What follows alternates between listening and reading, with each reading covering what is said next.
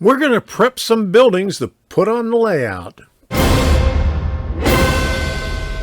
Hi, I'm Tom Kovichak, and this is Tom's Trains and Things. This channel was created to help other modelers who are in need of guidance in building a model railroad.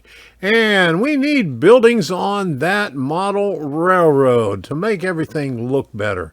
And I have a lot of buildings that I used on my previous layout, and I'm going to show you how I'm going to modify them because I mounted my buildings on styrene to make it a little bit easier to pull them off the layout. I have to trim it back to use it on this layout here. So let me show you how I'm doing that. First thing I did was stage the buildings where I thought I would want to have them placed. I moved them around a couple of different times and even removed some of the buildings from the location, figuring that I would use some of those buildings elsewhere, and determined that I would need to trim some of the styrene away from the base to make it fit just a little bit better. I'm getting ready to trim off some of the base off of Mooney Plumbing. This is how I had it set up in my other layout. But I'm going to put it on an angle, and it's going to be close to the track. So I determined that I need to cut off this section right here. Okay, so the track is going to run like this, and this is going to be on an angle. The wall is basically right here. It's right up there. I'll show it to you in a little bit when I'm finished with it. But I got to just trim off this piece right here to make it fit. I'm going over this with a couple of passes with the blade,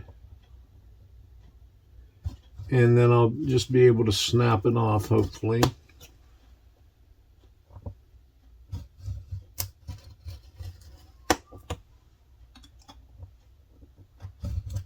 You know, I bend it just a little bit, and there we go, just like that. And what I'll do is I'll just touch that up a little bit with paint, and then just put a little bit of more scenic material on that. But that'll fit on there nicely. And I went and stabbed myself while I was in the process of doing it. So here's the piece that I cut off. I might be able to use that someplace else. Always save that stuff. And I have my stash of X-Acto blades and other blades.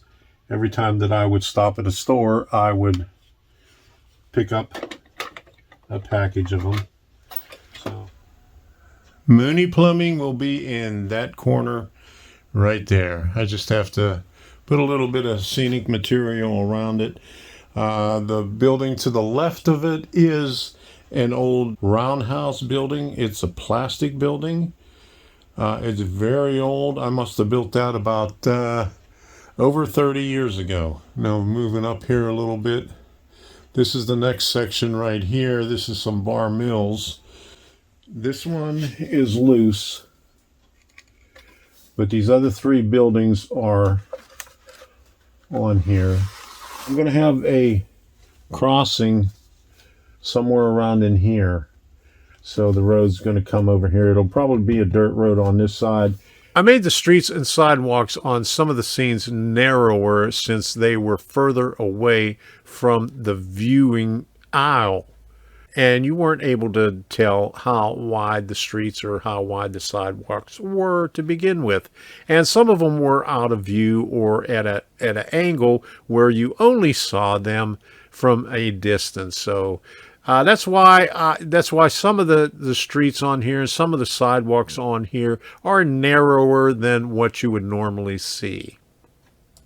I'm going to trim half of that off. I'm just going to use it as a sidewalk. That used to be in the background. I'm just going to use the back end of it back here for the sidewalk, because what comes next to it is Tower Gas and the Tavern, which has a little bit of a sidewalk built into it. I just scribed the line on here where I want the sidewalk, and I bent it down, and you can see that, you know, all you have to do is bend it a little bit and then just work it like that, and it comes off. And then just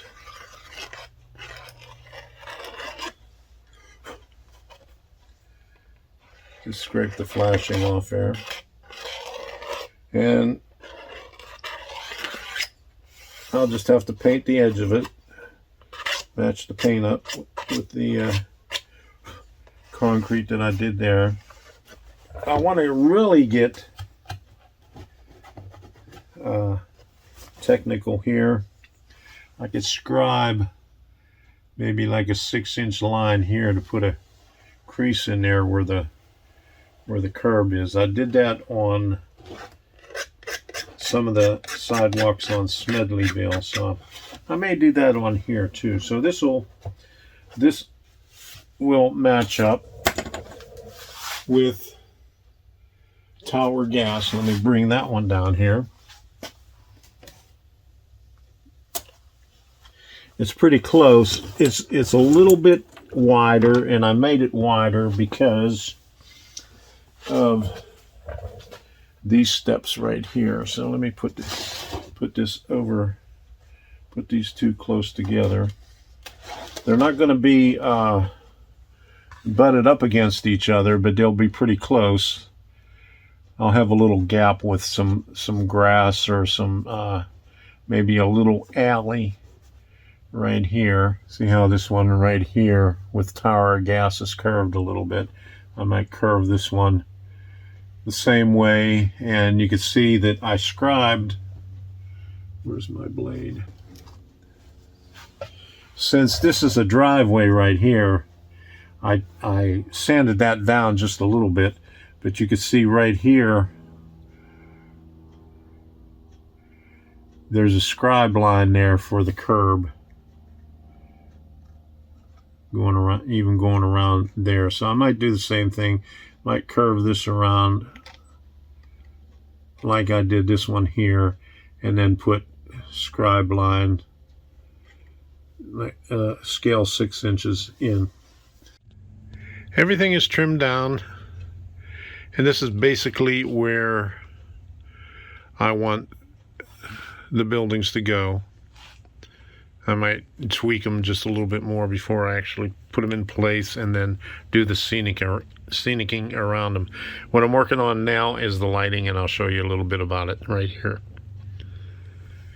My next step is, before I put everything in place and do all the scenicking, is to add lighting to these buildings.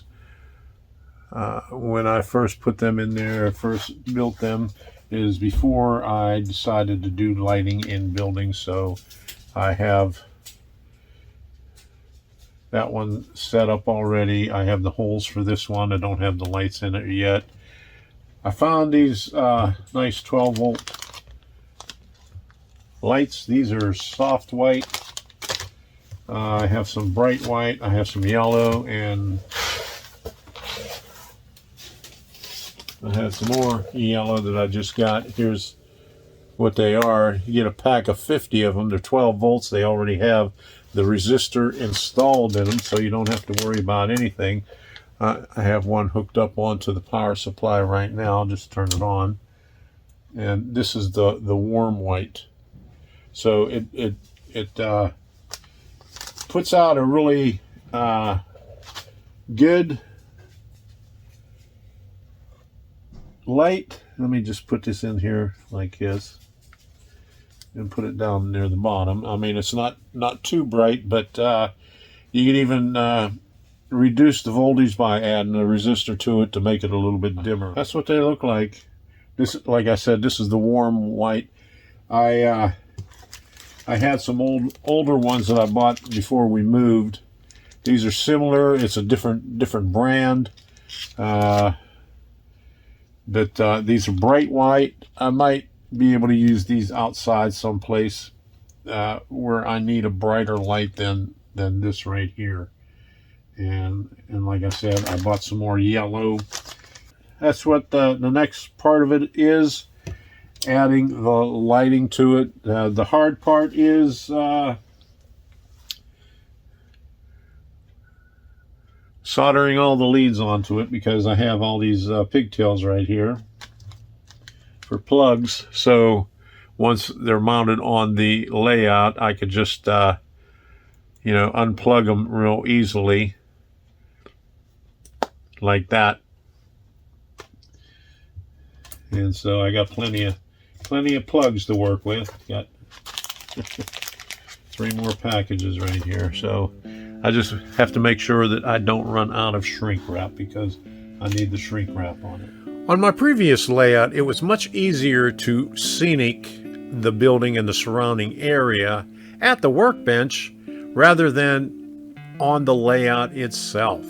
So that's why I mounted it on styrene, did the scenicking, and then just plopped them into place. And that made it much easier on the layout itself, because I didn't have to mess with scenic material around the tracks.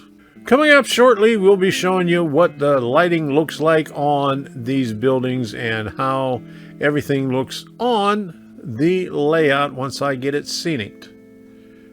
So, until the next time, we'll see you.